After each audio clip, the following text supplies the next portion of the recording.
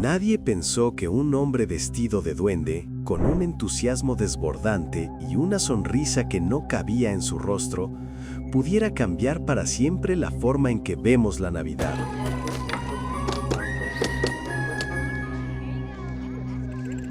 Pero detrás de las risas, los abrazos gigantes y el jarabe derramado, se esconde un mundo que pocos conocen. Secretos, improvisaciones que rozaron el desastre, errores que se convirtieron en momentos icónicos y decisiones casi imposibles que pudieron arruinar todo. Cada paso de Buddy, cada mirada de Will Ferrell y cada detalle del Polo Norte fue cuidadosamente construido, o milagrosamente salvado de caer en el caos. Si creías conocer Elf, prepárate para mirar más allá del azúcar y los villancicos. Estos 15 datos curiosos sobre Elf 2003 revelarán la historia detrás de la cámara, los sacrificios que nadie vio y los pequeños milagros que convirtieron una comedia navideña en un clásico eterno. Quédate hasta el final, porque algunos de estos secretos son tan sorprendentes que cambiarán tu forma de ver la película para siempre. Y antes de empezar, suscríbete y activa la campanita, porque lo que sigue es un viaje que no querrás perderte. Número 15. El elf perdido de Farley que nunca vivió. Antes de que Will Ferrell se pusiera el traje verde y los zapatos rizados, Elf nació como una película muy distinta. Escrita en 1993, pensando exclusivamente en Chris Farley, un Buddy del Polo Norte mucho más ruidoso, impulsivo y físicamente desbordado, con una comedia cercana al caos, bromas más agresivas y una energía casi incontrolable que encajaba perfectamente con su estilo. El guión apuntaba a un tono PG-13, más sarcástico y menos inocente, pero la muerte repentina de Farley dejó el proyecto congelado durante años. El libreto pasó de estudio en estudio como una idea maldita, hasta que New Line lo rescató y decidió reinventarlo por completo, cambiando el enfoque, suavizando el humor y apostando por Will Ferrell. Una decisión que no solo salvó la película, sino que transformó a Elf en un clásico navideño donde el caos se convirtió en ternura y la comedia encontró un corazón inesperado. Número 14. La reescritura de Favreau que encontró la magia. Cuando Jon Favreau leyó el guión original, no sintió Navidad, no vio asombro ni inocencia, solo una comedia cínica con un protagonista adulto actuando como niño, llena de ironía y bromas afiladas que no conectaban con la emoción, y entendió que si la película seguía ese camino, jamás se convertiría en un clásico. Así que tomó una decisión arriesgada y reescribió prácticamente todo desde la raíz, alejándose del tono PG-13 y buscando inspiración en los especiales clásicos de Rankin y Bass que habían marcado su infancia, construyendo un Polo Norte artesanal lleno de texturas visibles, colores cálidos, juguetes de madera imperfectos, nieve que parecía algodón y una atmósfera casi táctil que invitaba a quedarse. Favreau transformó a Buddy en un niño genuino atrapado en el cuerpo de un adulto, alguien que no finge pureza, sino que la vive sin cinismo.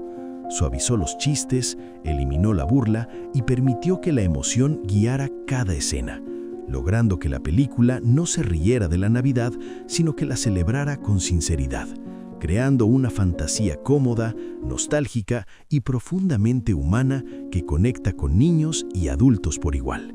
Número 13. ¿Cómo Elf lanzó la carrera de Favreau? Elf no fue simplemente una comedia navideña exitosa para Jon Favreau. Fue la prueba definitiva de que tenía una voz propia como director, capaz de manejar corazón, ritmo y espectáculo sin sacrificar autenticidad. Durante el rodaje se involucró obsesivamente en cada detalle, desde el diseño visual hasta el tono emocional de cada escena. Guió a Will Ferrell con una precisión casi quirúrgica para equilibrar exageración física y vulnerabilidad emocional, entendiendo que Buddy debía ser ridículo pero nunca cruel. Incluso apareció en pantalla actuando como pediatra para mantener la naturalidad de una escena clave, demostrando su compromiso total con la historia. El éxito de Elf le dio credibilidad en la industria como alguien capaz de transformar una idea simple en una experiencia memorable, abriéndole puertas a proyectos cada vez más grandes y ambiciosos, hasta convertirlo en el arquitecto de universos enteros como el de Marvel, confirmando que las carreras más monumentales a veces nacen de historias pequeñas contadas con honestidad y corazón. Número 12. Voces que secretamente formaron el Polo Norte. Además de dirigir con mano firme, Jon Favreau decidió involucrarse de una forma casi invisible pero fundamental, prestando su voz a varias criaturas del Polo Norte, incluyendo al pequeño frailecillo nervioso, el narval que saluda con dulzura y el mapache furioso, grabando muchas líneas improvisadas entre risas, juegos y experimentación que en su mayoría nunca llegaron al corte final, pero que sirvieron para definir el tono del mundo y el comportamiento de los personajes. Estos detalles ocultos ayudaron a los animadores y al equipo a dar coherencia y personalidad al entorno, aportando textura, calidez y una sensación de vida auténtica, haciendo que el Polo Norte no se sintiera como un simple decorado o fondo visual, sino como un lugar verdaderamente habitado, donde incluso las criaturas que aparecen brevemente o fuera de foco parecían tener su propio carácter, historia y propósito dentro del universo de Buddy. Número 11. Dueto que reescribió a Joey para siempre. Zooey Deschanel se unió al elenco casi en el último momento, y cuando Jon Favreau escuchó su voz suave, frágil y casi atemporal, entendió que Joey no podía ser el personaje que estaba escrito originalmente, así que reescribió el papel por completo, transformándola en una joven tímida, apagada por la rutina, con un talento musical escondido incluso para ella misma. La icónica escena del dúo en la ducha nació directamente de esa voz, construida como un momento íntimo y delicado que captura la esencia de la Navidad sin artificios. Esa secuencia no solo definió al personaje, sino que creó una de las escenas más recordadas de la película, reforzando la conexión emocional entre Buddy y Joey y demostrando que, a veces, una voz basta para cambiar toda una historia. Número 10. Aparición de Ralphie escondiéndose a la vista. Entre los elfos del Polo Norte se esconde un rostro que para muchos pasó desapercibido, pero que conecta dos generaciones de cine navideño.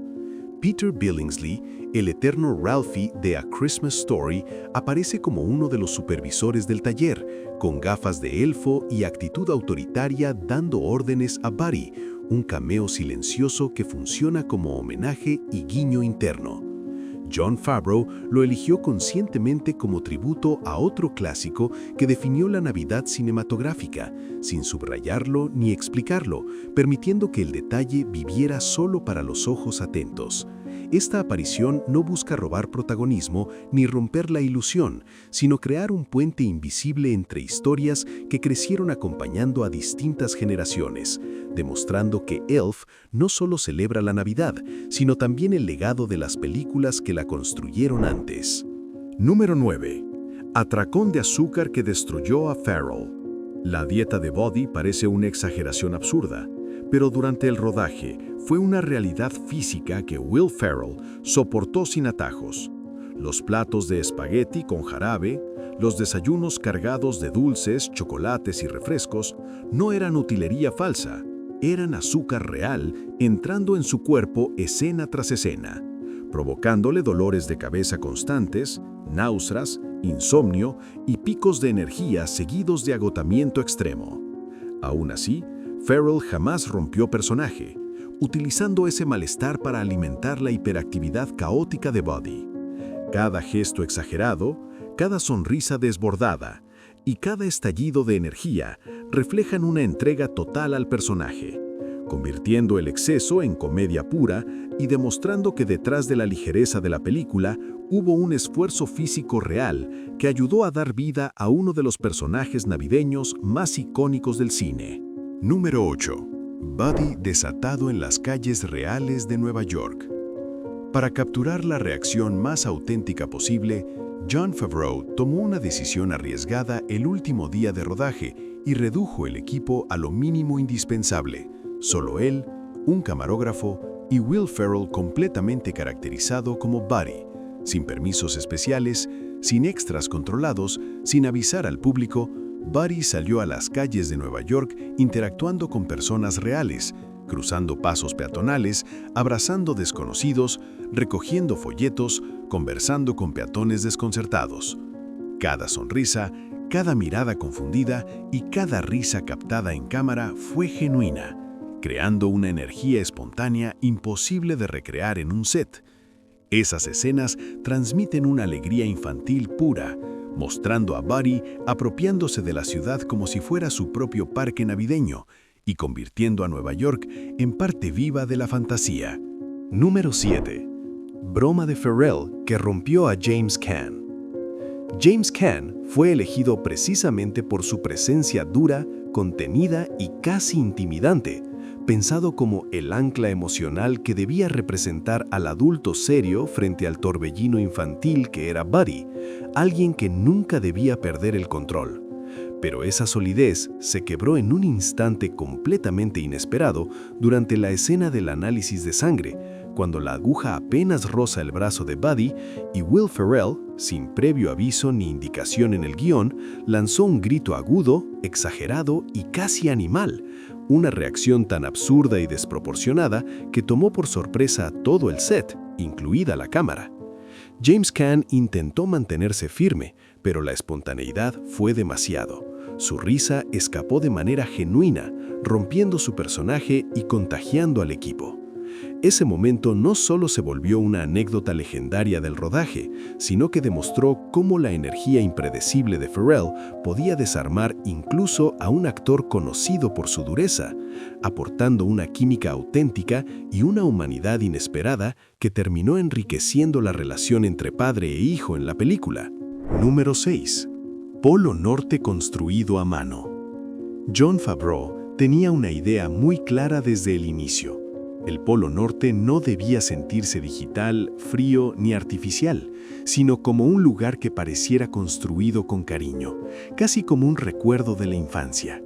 Por eso evitó al máximo el uso de efectos generados por computadora y apostó por un enfoque artesanal. Los sets fueron construidos físicamente con madera, telas, nieve falsa y texturas visibles.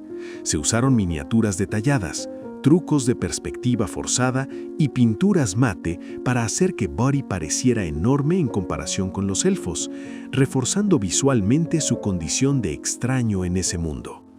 Criaturas como el narval y las aves fueron animadas cuadro por cuadro, aportando imperfecciones sutiles que se dejaron intencionalmente para darles vida. Incluso los errores y bordes visibles formaban parte del encanto. Esta decisión estética dio a Elf una calidez humana que resiste el paso del tiempo, haciendo que el Polo Norte se sienta más como algo hecho a mano con amor que como un escenario creado por una computadora, y consolidando su identidad visual como un clásico atemporal. Número 5. Confesión en el departamento de correo que casi muere. La escena del departamento de correo parecía pensada solo como un chiste más. Buddy confundiendo vino con jarabe y compartiéndolo con un compañero de trabajo. Pero todo cambió cuando el actor Mark Atchison improvisó una línea inesperada. Tengo 26 años y no tengo nada que mostrar. Una frase absurda y triste a la vez que transformó el momento en algo profundamente humano. Will Ferrell respondió como Buddy con una empatía infantil genuina que desarmó al equipo. Jon Favreau supo de inmediato que ese instante era especial, una mezcla perfecta de comedia y vulnerabilidad. Pero los productores no lo vieron así y exigieron que se eliminara por considerarla poco creíble. Favreau se negó, defendió la escena con firmeza y logró mantenerla, convirtiendo esa confesión improvisada en una de las frases más recordadas y queridas de la película. Un ejemplo claro de cómo Elf encuentra emoción real en los lugares más inesperados. Número 4. Pelea de Santa filmada en una sola toma. La caótica pelea entre Buddy y el falso Papá Noel parece un desorden perfectamente coreografiado, y en cierto modo lo fue, pero con una condición extrema: todo debía funcionar en una sola toma.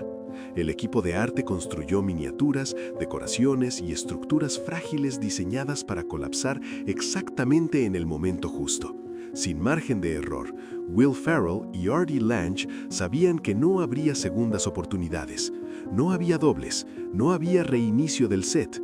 Cada golpe, caída y explosión de escenografía sucedió de verdad mientras las cámaras seguían el caos. Esa tensión real se traduce en la energía salvaje de la escena, convirtiendo un desastre planificado en una secuencia inolvidable que captura el espíritu impredecible de Buddy y demuestra cómo el riesgo creativo puede transformarse en pura magia cómica. Número 3. Caos en el Hockey Elf que nunca viste. Antes de que Buddy conquistara Nueva York, existió una escena que muchos fans nunca llegaron a ver. Una secuencia completa de hockey sobre hielo en el Polo Norte, donde pequeños elfos patinaban con entusiasmo mientras animaban a Buddy a unirse al juego. Lo que comenzaba como un momento tierno, rápidamente se convertía en caos absoluto cuando Buddy perdía el equilibrio y arrasaba con todos, derribando jugadores como bolos y enviando el disco y al portero volando por los aires. Will Ferrell se entregó al slapstick con una energía desbordante.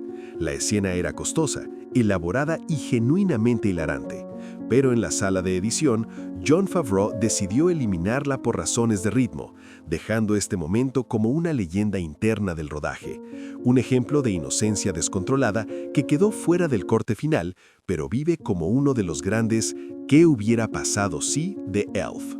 Número 2. Éxito navideño que se negó a desvanecer. Cuando Elf llegó a los cines, nadie esperaba que una comedia navideña protagonizada por un actor de comedia televisiva y un traje verde llamativo se convirtiera en un fenómeno duradero. Con un presupuesto aproximado de $33 millones, la película conectó de inmediato con familias que regresaban una y otra vez a las salas, impulsando una recaudación que superó los $220 millones en todo el mundo. Pero su verdadero impacto llegó después, con repeticiones anuales, ventas de DVD, emisiones televisivas y streaming que nunca dejaron que la historia desapareciera. Buddy dejó de ser solo un personaje para convertirse en una tradición navideña, demostrando que algunas películas no envejecen, sino que se integran en la memoria colectiva y en los rituales familiares de cada diciembre. Número 1. Elf en Broadway. En 2010, el mundo de Buddy dio un salto inesperado del cine al escenario cuando Elf se transformó en un musical de Broadway, y contra todo pronóstico, la historia funcionó con una fuerza arrolladora, números de baile gigantes, escenografías cubiertas de purpurina, canciones diseñadas para capturar la emoción de la mañana de Navidad y una puesta en escena pensada para desbordar alegría llenaron el teatro. El musical rompió récords de recaudación en su semana de estreno y se consolidó como un espectáculo navideño recurrente, con reposiciones, giras y producciones escolares alrededor del mundo, confirmando que Elf no solo era una película querida, sino una historia lo suficientemente fuerte como para reinventarse y seguir llevando magia, inocencia y espíritu navideño a nuevas generaciones.